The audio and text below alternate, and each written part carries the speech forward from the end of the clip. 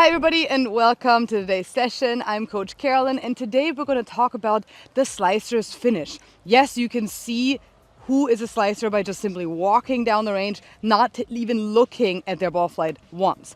And you can tell that by how they finish. So let's get into it.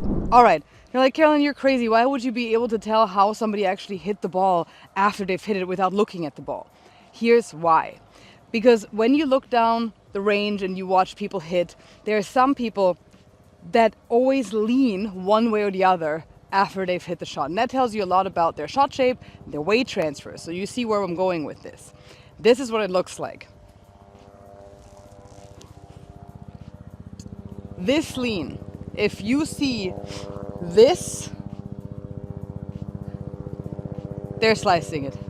And if you're slicing it, you likely also have your left shoulder lower than your right shoulder. So if you're slicing it, you likely have your left shoulder lower than your right shoulder at the finish and also even shortly after impact, because what happens is they want to compensate for that right shot already and they're spinning out and they want to swing left.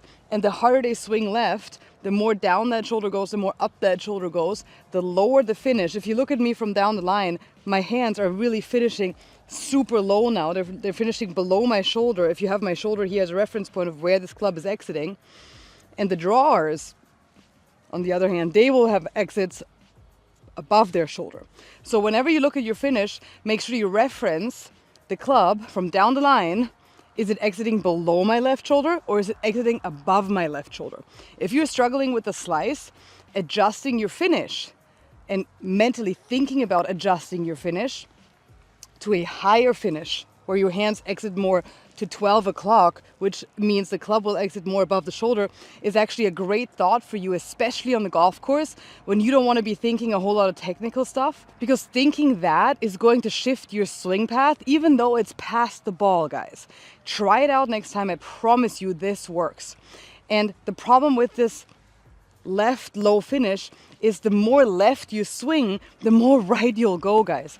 And I know this is hard to believe, but the more left you swing, the more left the path is, the more open your club face will be. And here's why. Because your body knows the target is right there, straight. Let's assume it's straight. Your body also knows you're swinging left. So what does your body know it needs to do? It needs to hold the club face open. So whenever you have a left path with a face that's open to the path, so your path might be -10, let's just say -10 is the path, and your face is -5. It means your face is still left of the target, but it's 5-degree open to the path. So you're hitting a slice. So that's where the spin comes from. So we need to make sure your path, number one, your path improves. The path improvement, especially on the golf course, if we don't want to make it too technical, if you can think about getting that right shoulder down, keeping that left shoulder higher in the finish, right shoulder down, left shoulder higher, it's going to automatically adjust your path more into out. It's going to be a more positive path. Of course, the face is the next thing, that the face will not be held open anymore. Maybe it will, maybe it won't. Usually, my way of teaching is to change the path, let the body follow, let the hands follow. It's not like you woke up one day and said, oh, I want to hold off my face. I'm going to hold it off because I know I'm swinging left. I've decided to hold my face off 5 degrees in comparison to my path. That never happened consciously, right? So why would we have to change it consciously on the back end?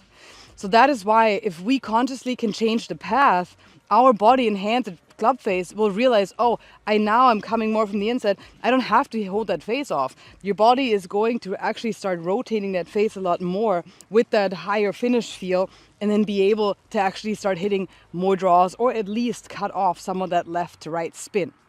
So let's hit a couple of shots here. I'm going to tee these up because I want to spare this beautiful, beautiful tee.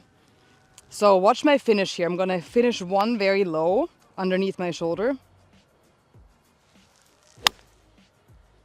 So that comes out like a little punch shot. It has a little bit left or right fade because that's a left path. And then I'm going to hit one with a high finish right here. And you can guess what type of shot shape that'll have.